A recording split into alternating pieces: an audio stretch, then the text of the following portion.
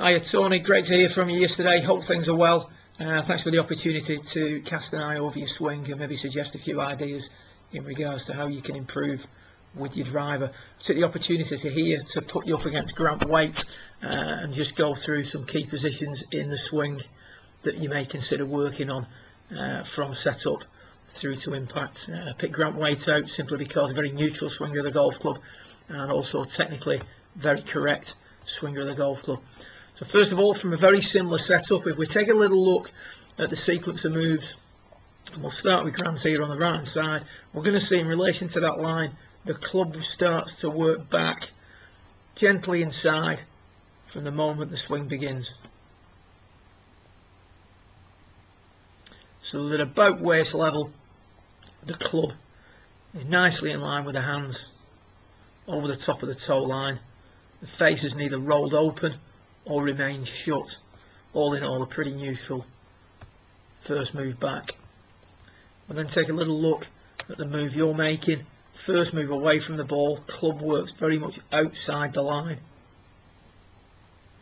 And if we look at you at that point there now, club has stayed on the line for too long, slightly outside if anything. You can see the club is very much out in front of your hands, but more importantly your arms have stayed out. So if we look at Grant, his arms are on a very similar angle to his spine, so his arms have worked in, whereas your arms have worked away from your body, and that's going to lead to problems as your swing progresses. We now take a little look at what happens as we progress further into the golf swing. We're going to see that Grant keeps the arms working in conjunction with the body, so the arms are orbiting the body, so that at the top of the backswing the arm plane and the shoulder plane are very similar, and the arms are nicely on the rib cage. Because your arms have stayed outside or on the line for too long, what we're going to see is a top of the backswing position where there's too much of a lift, arm plane very upright in relation to the shoulder plane, and you've lost your pressure points here with the arms and the body. So there's a lot of disconnection going on, and unfortunately that disconnection starts very early in your golf swing. With such a disconnected position and such an upright arm swing, what now is going to happen is it's going to be a real struggle to get the club on the inside. If you watch what happens with Grant Waite, he's going to turn forward.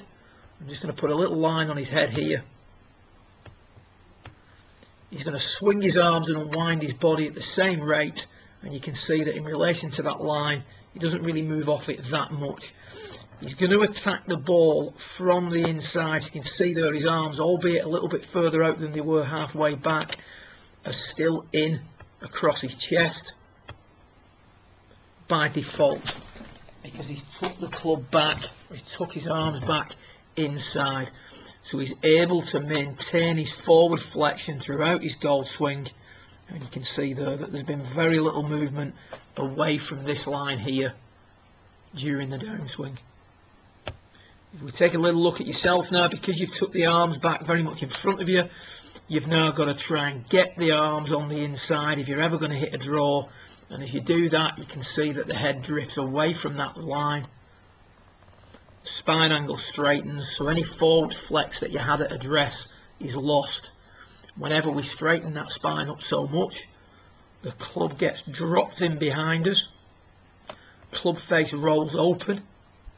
So we compare that position to the position that we see Grant Waite in. You can see there, shaft much steeper, shaft less underneath him.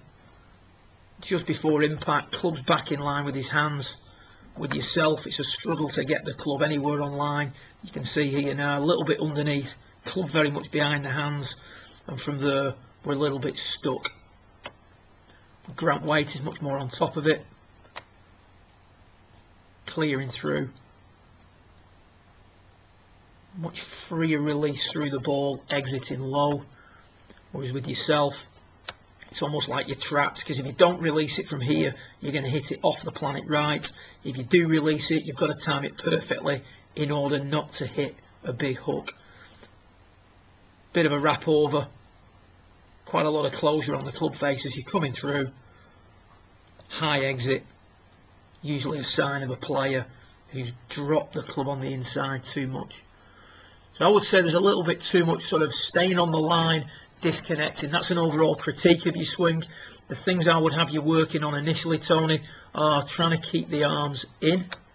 So this move here, think in terms of getting the arms to work in rather than getting the club to work on the line.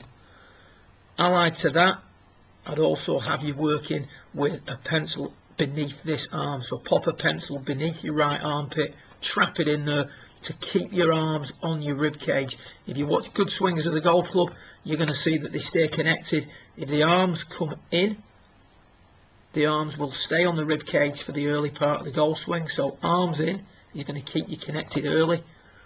The T-peg under the right arm is going to get rid of all that daylight you've got beneath your right arm and your rib cage at the top of your backswing.